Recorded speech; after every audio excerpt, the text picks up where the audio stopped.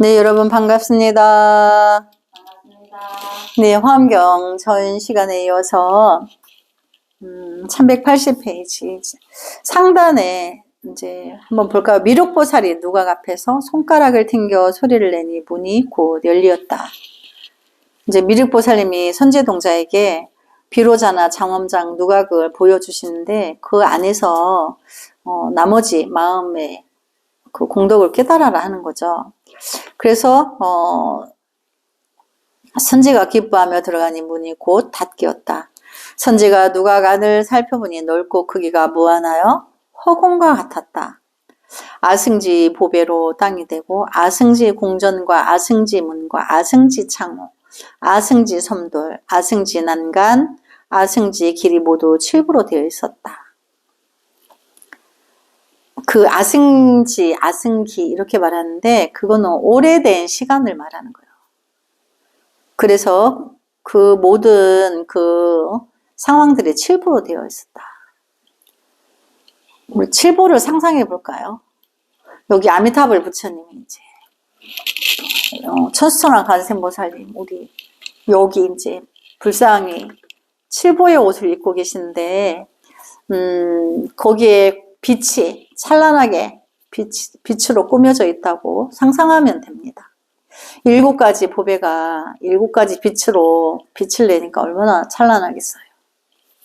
그렇게 돼 있었다. 또 그 가운데 한량없는 누각이 있었는데 크고 넓고 화려하기가 허공과 같아서 얼마나 큰지 허공처럼 누각이 있었다는 거죠. 서로 장애되지 않고 어지럽게 섞이지도 않았다. 그러니까 여러 개의 누각이 있는데 크기가 하늘같이, 그런데 서로 이제 그 장애가 되지 않았다는 거죠. 눈에 보는데. 그래서 선제가 한 곳에서 모든 곳을 보듯이 모든 곳에서도 다 이와 같이 보았다. 자기가 선제동자가 있는 곳에서 보는 것과 같이 다른 각도에서도 다 그렇게 보였다는 거죠. 선제동자는 비로자나 장엄장 누각이 이처럼 가지가지로 헤아릴 수 없이 자유자재한 경계를 보고 아주 기뻐했으며 몸과 마음이 유연해져 모든 의욕이 사라졌다.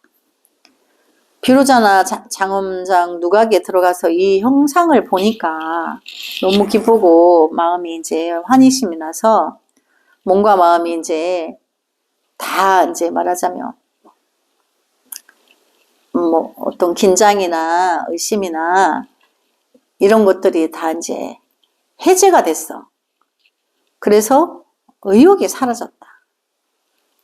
그러니까 이제 아름다운 광경을 보면 이제 거기에 빠져서 다른 분별이 일어나지 않는 거예요. 본 것은 잊지 않고 들은 것은 기억하며 생각이 어지럽지 않아 걸림없는 해탈문에 들어갔다. 마음을 두루 움직이며 모든 것을 두루 보고 널리 예경하였다. 잠깐 머리를 숙이자 미륵보살의 위실력으로 인해 자신의 몸이 누각마다 두루하여 있음을 보았고 갖가지 불가사의한 자제로운 경계를 보았다. 미륵보살이 처음 위없는 보리심을 발할 때의 이름과 그 집안과 선지식의 깨우침으로 선근을 심던 일들을 보았다. 그러니까 선제동자는 누각 안에서 부처님의 신통한 세계를 이제 직접 체험한 거예요.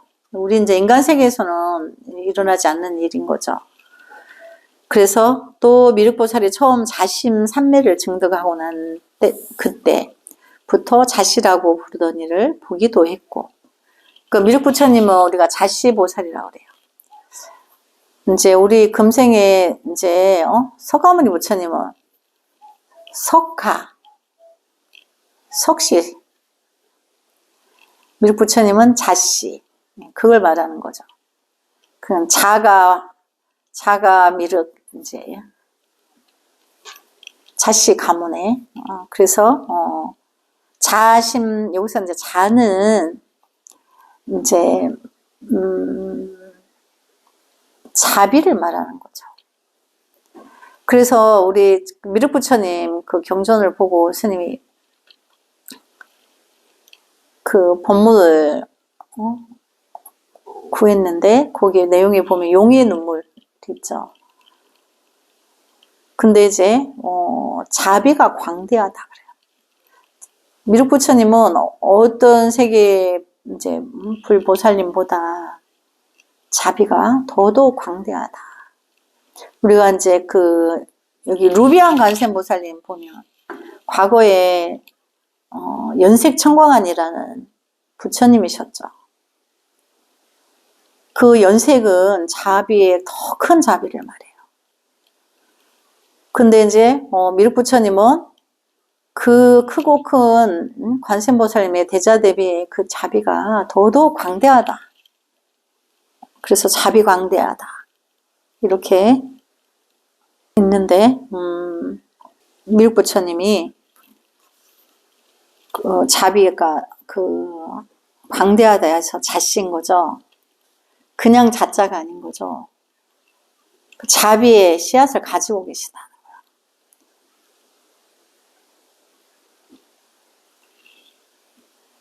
그래서 자심삼매를 증록하고 나는데 그때부터 자씨라고 부르던 일을 보기도 했고, 자씨라고 했는데 그 자비는 그 용의 눈물에 보면 죄가 많고 악업이 많을수록 그 중생이 착한 아가로 보고 그 아가를 닦아서 보살의 지위에 올리는 게 보살이 할 일이다. 그러니까 일체 중생을 다 이제 연민하여서 자비가 너무 깊다 보니까, 광대하다 보니까 죄 많은 중생일수록 더더욱 천지간을 모르는 착한 아가로 보고, 본래 착한 아가는 태어난 죄밖에 없죠. 근데 그 착한 아가를 안락으로 안아서 성인의 지위로 이끄는 일을 해야 되는 일이 보살인 거죠. 그래서 미륵보살은 그렇게 자비하다는 거예요. 악인도 그 사람의 죄를 씻어내고 성인의 지위로 이끌어서 함께 성불하는, 함께 보살도에 들어가는, 거기까지 길을 인도하는 거죠. 그래서 악인도 버리지 않는다는 거예요. 그래서 자씨라고 부른다는 거예요. 자비가 더더욱 자비가 광대하기 때문에 미륵보살이 묘행을 닦으며 모든 바람을 이루던 일을 보기도 했고, 청정한 국토를 성취하는 것을 보고 열의 바른 교법을 보호하며 큰 법사가 되어 무생연을 얻었고, 그 다음 생에 이제 중생의 생으로 오지 않는다는 거죠. 보살로 놔둔다는 거죠. 그리고 또 어느 열애에게 위없는 불의의 수기를 받던 일을 보기도 하였다. 선제동자가 미륵보살님이 과거에 수행하던 그 경력을 다 봤다는 거예요. 비로자나 장엄장 누각에서 미륵보살님의 이제 신통력으로 보여주신 거죠. 그리고 또 여러 누각의 사방의 벽은 온갖 보배로 장식되었는데 난나 보배에서는 미륵보살의 과거세의 보살도를 수행하던 일을 나타내었다. 자신의 손과 발 등 온갖 지체를 보시하고 병든 이를 치료해주고 길을 잘못 든 이에게는 바른 길을 가르쳐주고 혹은 뱃사공이 되어 바다를 건네주던 일들이 새겨져 있었다. 과거 수행을 이제 보여주신 거죠. 이때 선지의 동자는 잊어버리지 않는 기억력을 얻고 시방을 보는 청정한 눈을 얻고 잘 관찰하는 권력 없는 지혜를 얻고 보살들의 자제한 지혜를 얻고 보살들이 지혜의 자리에 들어간 광대한 이해를 얻었기 때문에 여러 누각 속에서 이와 같이 한량없고 불가사의하고 자제한 경계와 여러 가지 장엄된 일들을 볼 수 있었다. 마치 사람이 꿈을 꾸면서 여러 가지 일들을 보는 것과 같았다. 그러니까 선제동자가 미륵부처님 세계에 와서 질문하고 미륵부처님이 한테 무엇을 얻었죠? 기억하는 능력을, 신통을 얻었죠. 잊어버리지 않는. 그때 미륵보살 마살의 신통력을 거두고 누각 안으로 들어와 손가락을 튕겨 소리를 내고 선자동자에게 말하였다. 선남자여 일어나라. 법의 바탕이 이와 같으니 이는 보살의 모든 법을 아는 지혜의 인연이 나타난 현상이다.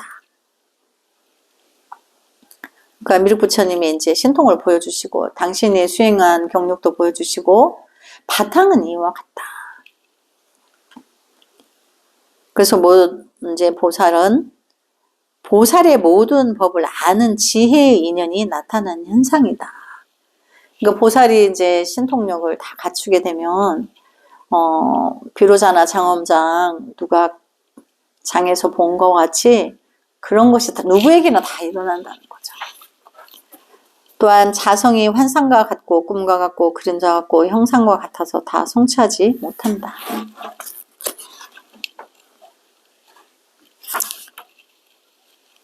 선제동자는 이때 손가락 퉁기는 소리를 듣고 산매에서 깨어났었다. 미륵보살이 다시 선제에게 말하였다. 그러니까 선제동자는 미륵부처님 신통으로 산매에 들어서 산매에 든 상태로 그 미륵부처님 과거의 수행 이제 경력이나 원력가피나 장엄이나 이런 거를 다 직접 친견하게 된 거죠.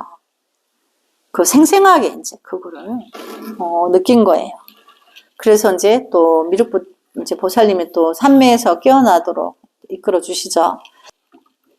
그런 다음에 미륵보살이 다시 선제에게 말하였다. 선남자여, 그대가 보살의 불가사의한 자제 해탈에 머물러 산매의 기쁨을 받았으므로 보살의 신통력을 지니고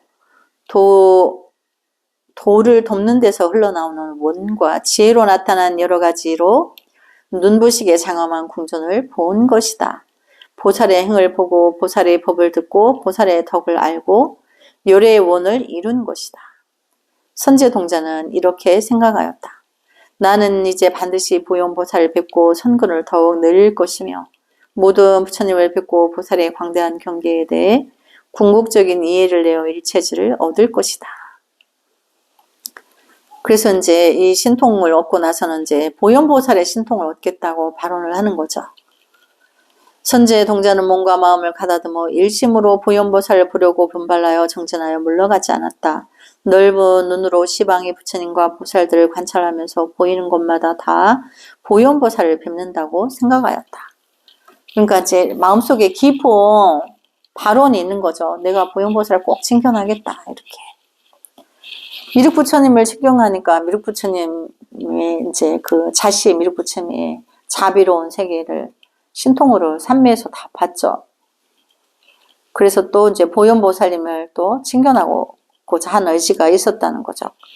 그러니까 보현보살의 행운이 굉장히 중요하기 때문에 그래요. 그래서 이제 보는 것마다 보현보살을 뵙겠다고 보현보살 이제 마음에 새기는 거죠.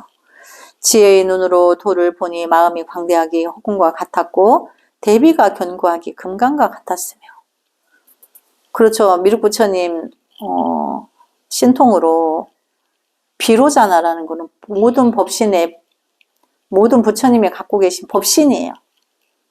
하나이면서 10,000,000개이기도 하고 84,000개이기도 한 그 진리 자체를 법신이라 하는데 또 다른 언어로 비로자나라고 해요. 그렇게 이해를 하고 지혜의 눈으로 도를 보니 마음이 광대하게 허공과 같았고 대비가 견고하게 금강과 같았으며 중생의 고통을 대신 받고 그 중생을 구하겠다는 큰 서운이 대비예요. 비는 내가 고통에서 대신 받고 그를 고통에서 구하겠다는 거예요. 내가 고통을 대신 받지 않으면 그가 고통에서 벗어날 수 없어요. 그러니까 고통을 함께 한다는 거죠. 우리 거기 대선정이 이제 방금 목욕하고 새 옷을 갈아입었는데 똥통이 빠졌어. 벌레가 막 많은. 근데 시우스님 구하려고 손을 뻗어서 안아서 끌어올리다면 내 몸에 묻죠. 그 고통을 구하기 위해서 함께 고통을 함께 하지 않으면 그 중생의 고통을 구할 수가 없다는 거예요. 그러니까 나는 항상 중생의 위기에 처했을 때 내가 부처님을 앞에 항상 나의 목숨을 내놓고 구하는 거죠. 그게 부처님께 진정한 공양이에요. 가장 큰 공양이에요. 왜 부처님을 향한 믿음과 공경과 그 위독함이 있기 때문에 그렇게 하는 거예요. 그래서 이제 대비가 견고하기가 금강과 같다. 다이아몬드 같다. 다이아몬드는 영원한 변질이 없죠. 영원하다는 걸 말하는 거예요. 미래가 다하도록 보현보살을 따라다니면서 순간마다 보현행을 수순하여 닦으려 하였고, 그러니까 미래의 세상이 다 끝날 때까지라도 보현보살의 행을 본받아서 이제 보현행을 수순한다. 내가 보현보살의 행을 실천적으로 한다. 수순한다는 걸 받아들여서 이제 실천적으로 나도 똑같이 그와 같이 하겠다는 서원이 있는 거죠. 지혜를 성취하고 열애의 경지에 들어 보현의 자리에 머물려고 하였다. 이때 문득 보니 보현보살이 열애 앞에 있는 대중 가운데서 보련화 사좌자에 앉아 있었다. 여러 보살들이 오사고 있었는데 가장 뛰어난 세간에 견줄 리가 없고 지혜의 경지는 한도 끝도 없어 헤아리기 어렵고 생각하기 어려워 삼세 부처님과 같았으며 보살들로는 제대로 살펴볼 수는 없었다. 그러니까 보현보살이 이제 그 선제동자가 원을 세우다 보니까 보현보살을 이제 친견하게 되는데 이와 같이 보였다는 거예요. 그래서 보현보살님의 사태가 여러 부처님들과 같았다. 다시 보니 보현보살의 몸에서 모든 세계의 미진수의 광명의 구름을 내어 법계와 공계 모든 세계에 두루하였고 일체 중생의 괴로움과 근심을 없애어 보살들이 아주 기뻐하였다. 보현보살 몸에서 이제 그 광명이 이제 구름처럼 이렇게 했다는 거, 광명이 지대하게 그 지혜로운 광명이 지대하게 뻗쳤다는 걸 말해요. 그들이 이제 이렇게 허공계와 모든 법계에 두루내었는데 일체 중생의 괴로움이나 근심을 없애버렸다. 선제동자는 보현보살이 이와 같은 자제하고 신기한 경계를 보고 몸과 마음이 한량없이 기뻤다. 그리고 곧 10가지 지혜 바라미를 얻었다. 즉 순간마다 모든 부처님 세계에 두루하는 지혜 바라밀. 그러니까 선제동자가 어마어마한 이제 그 법력을 갖추게 되죠. 매 순간마다 모든 부처님 세계에 두루하는 지혜 바라밀을 얻었고 10가지를 얻었다 그랬죠. 또 순간마다 모든 부처님 초세에 나아가는 지혜 바라미를 얻었고 지혜로서 부처님 세계 모든 부처님을 친견할 수 있다는 거예요. 순간마다 모든 열애께 공양하는 지혜 바라밀, 순간마다 모든 열애의 처소에서 법을 듣고 받아지는 지혜 바라밀, 순간마다 모든 열애의 법률을 생각하는 지혜 바라밀, 순간마다 모든 부처님의 불가사의한 큰 신통을 아는 지혜 바라밀, 순간마다 한마디 법을 말하시는데 오는 세상이 끝나도록 변제가 다하지 않는 지혜 바라밀, 순간마다 깊은 반야로 모든 법을 관찰하는 지혜 바라밀, 순간마다 모든 법규와 실상 바다에 들어가는 지혜 바라밀, 순간마다 모든 중생의 마음을 아는 지혜 바라밀, 순간마다 보현보살의 지혜와 행위 모두 앞에 나타나는 지혜 바라밀 등이다. 그러니까 우리가 이제 부처님이 4대 보살이 계시는데 문수와 보현, 지장과 관세음보살님이죠. 근데 이 4대 보살님은 모두가 대자대비예요. 또 지혜가 한량이 없어요. 문수보살만 지혜가 있는 게 아니죠. 사실은 따지고 보면 내가 보현보살의 가피를 구하면 4대 보살의 가피를 다 구하는 거예요. 따로따로가 아닌 거죠. 다 같은 맥락을 가지고 있기 때문에. 근데 이제 특히 보현보살님은 신통이 자제하시고 원대하시다. 보현보살님이 특히. 그래서 그게 견줄 수가 없다. 그래서 우리가 이제 이렇게 보현보살님의 법력을 듣다 보니까 우리도 보현보살님의 신통을 얻고 싶은 중생의 그 탐하는 마음이 생기죠. 스님 순간 생겼어요. 그래야지 공부를 하지. 내가 아직 부족하니까 나도 그렇게 하고 싶다. 이렇게. 그래서 보현보살이 이제 그 10가지의 깊은 지혜 바라미를 이제 선제동자가 다 얻었다는 거예요. 그래서 선제동자가 이 10가지 지혜 바람을 얻은 뒤 보현보살이 바른 손을 펴서 선제의 머리를 만졌고, 머리를 만진 뒤에는 그 모든 세계에 빠짐없는 삼매문을 얻었다. 선제동자가 보현보살의 행원으로 이제 선제동자가 보현행원의 지혜를 얻어서 보살도에 들어갈 수 있는 지혜문을 다 완성했다는 거예요.